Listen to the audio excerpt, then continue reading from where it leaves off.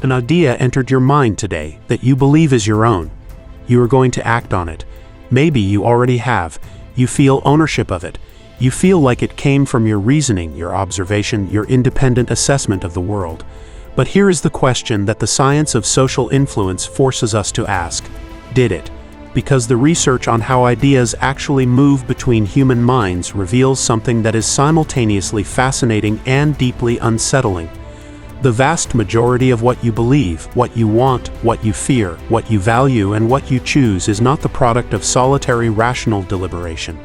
It is the output of invisible social forces that have been shaping your perception since the moment you were born, and that are operating on you right now in this moment with a precision and a power that most people never stop to examine. Understanding how ideas spread between people is not just an intellectual exercise.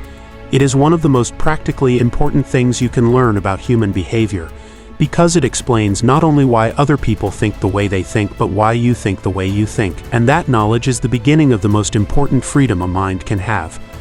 Let us begin with the most powerful and most pervasive mechanism through which ideas spread between people: social proof. Robert Cialdini, who spent years studying the science of influence, identified social proof as one of the core principles that reliably shape human belief and behavior. And the reason it is so powerful is rooted in something that served our species extraordinarily well for most of our evolutionary history.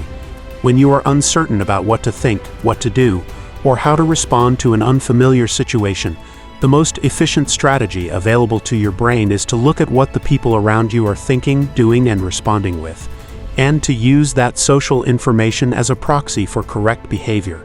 This worked brilliantly in the small tribal environments our brains were built for. If everyone in your group is running from something, your survival depends on running too, not on stopping to independently evaluate whether the threat is real. The social signal is faster and more reliable than solo assessment in most situations. But in the modern world, this same mechanism means that ideas spread, not primarily because they are true or because they have been carefully evaluated, but because they appear to be widely believed. The perception of consensus creates genuine belief in observers. People adopt opinions, preferences, fears, and values not through reasoning, but through the social osmosis of perceiving that the people around them hold them. And because this process is largely unconscious, the people undergoing it are completely convinced that their conclusions are independently arrived at. Now let us talk about authority bias, because this is the second great highway along which ideas travel between minds, and it operates with an efficiency that makes rational evaluation look almost quaint by comparison. Stanley Milgram's famous obedience experiments in the 1960s demonstrated that ordinary people would administer what they believed were dangerous electric shocks to strangers, simply because a figure in a lab coat told them to. The implications of this finding go far beyond the experimental setting. They reveal a deeply wired human tendency to defer to perceived authority, not just in behavior but in belief. When someone with the markers of authority, credentials, titles, institutional affiliation, confident expertise, tells you something is true, your brain processes that information differently than it processes the same information from a peer. The threshold of critical evaluation drops significantly. The idea moves through your cognitive defenses with far less resistance, and it lands in your belief system with a weight and a durability that has less to do with its actual merit than with the status of the person who delivered it. This is why the same idea can be ignored when expressed by an unknown source and embraced as obvious wisdom when expressed by someone whose authority your brain has already registered. The idea has not changed. The delivery vehicle has. And the delivery vehicle matters more to the human brain than the content it carries in a staggering proportion of cases.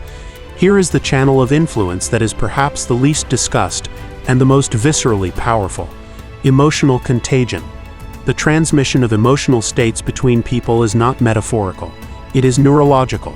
Your brain contains mirror neurons, which are specialized cells that fire both when you perform an action or experience an emotion and when you observe someone else performing that action or experiencing that emotion. They are the neural basis of empathy, and they make you a receiver of other people's emotional broadcasts, whether you consent to receive them or not. When you spend time with someone who is chronically anxious, you begin to feel anxious. When you spend time with someone who is genuinely enthusiastic about something, you begin to feel enthusiasm for it. When someone expresses fear about a situation, your mirror neuron system generates a version of that fear in your own nervous system, even if you had no prior reason to feel afraid. And here is the crucial implication for how ideas spread. Emotional states are not neutral containers for information. They are the most powerful carriers of belief that exist. An idea wrapped in genuine fear spreads fear along with itself, and the fear makes the idea more believable because your brain interprets your own emotional response as evidence for the reality of the threat.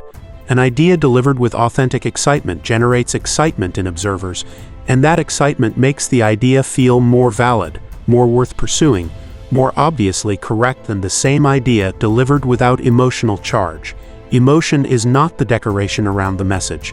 Emotion is the message, and it travels between minds faster and more reliably than any argument ever constructed. Let us talk about narrative, because this is where the psychology of influence reaches its deepest and most sophisticated level. Human beings are not primarily rational processors of information. We are story processors.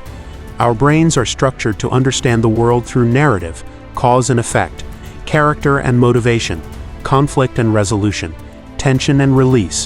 When information is delivered in this structure, it is processed by the brain in a fundamentally different way than when the same information is delivered as data or argument. Psychologists Melanie Green and Timothy Brock developed what they called transportation theory to explain what happens to a person's critical faculties when they become absorbed in a story.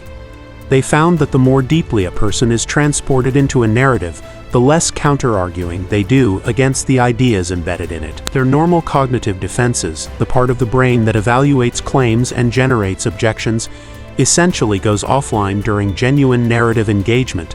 This is why stories change minds in ways that statistics and logical arguments almost never do. The argument invites scrutiny. The story suspends it, and the beliefs that slip through during that suspended scrutiny become part of the listener's worldview without having passed through the filter of critical evaluation that would have challenged them if they had arrived in any other form. Every effective communicator in human history has understood this at some level. The ideas that change civilizations are almost never the most logically airtight. They are the most compellingly storied. Here is a dimension of how ideas spread that has become one of the most consequential forces in modern American life, and understanding it is essential to understanding why the same evidence can produce completely opposite conclusions in different people. Identity-based processing. Social psychologist Henri Tajfel's research on social identity theory demonstrated that human beings do not evaluate information as isolated rational agents. They evaluate it as members of groups. And group membership is not just a social category. It is a psychological filter that determines which ideas feel credible and which feel threatening before any actual evaluation of their content occurs. When an idea is associated with your group, your brain processes it with a presumption of validity. When the same idea is associated with an opposing group, your brain processes it with a presumption of suspicion. This is not hypocrisy or intellectual laziness. It is the predictable output of a brain that evolved to survive in small tribal groups where loyalty to the group's shared beliefs was a social survival requirement.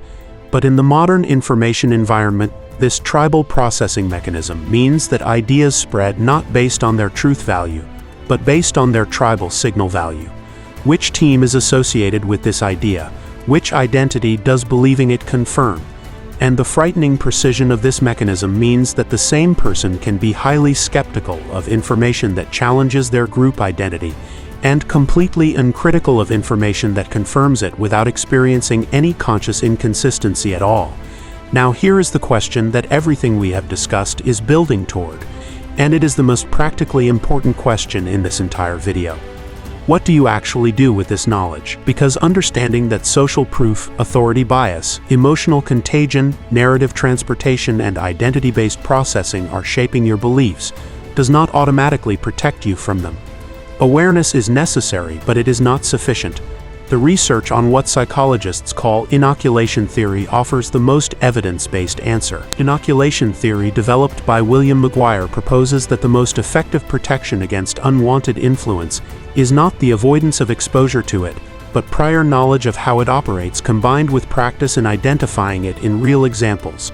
Just as a vaccine introduces a weakened form of a pathogen to train the immune system, prior exposure to the mechanics of influence trains your cognitive immune system to recognize the techniques when they appear in real social contexts. The habit to build is metacognitive pause. Before you adopt a belief, ask where it came from, who delivered it, and what authority markers they carried, what emotional state accompanied the delivery, and whether that emotion is genuinely appropriate to the content.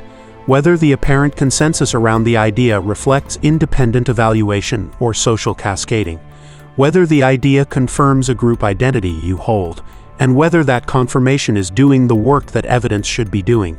These questions do not need to make you paranoid or endlessly skeptical. They need to make you conscious of the process through which your beliefs are formed, so that the most important ones are formed deliberately rather than by default. Here is the truth that ties everything together, and why it matters more than almost anything else you could understand about the human mind. Every idea currently shaping your life arrived through one of these channels, through the social proof of perceived consensus, through the authority of someone whose credentials your brain accepted as a quality guarantee, through the emotional contagion of people whose fear or enthusiasm became yours without your permission, through a story compelling enough to suspend your critical evaluation long enough for a belief to take root, through the tribal filter of an identity you hold that sorted the idea as safe before you ever consciously evaluated it. None of this makes you naive or weak, it makes you human. The capacity to absorb social information rapidly and efficiently was one of the great adaptive advantages of our species. It allowed knowledge to travel between minds at speeds that individual learning could never match. It built cultures, religions, sciences, and civilizations. But that same capacity, operating without awareness, makes you a passive receiver of whatever ideas happen to reach you with the right packaging. And in an era of algorithmically optimized information delivery, of persuasion science applied at industrial scale, of emotional manipulation sophisticated enough to make engineered consensus feel like independent thought, the most important skill a mind can develop is the ability to look at what it believes and ask honestly how it came to believe it.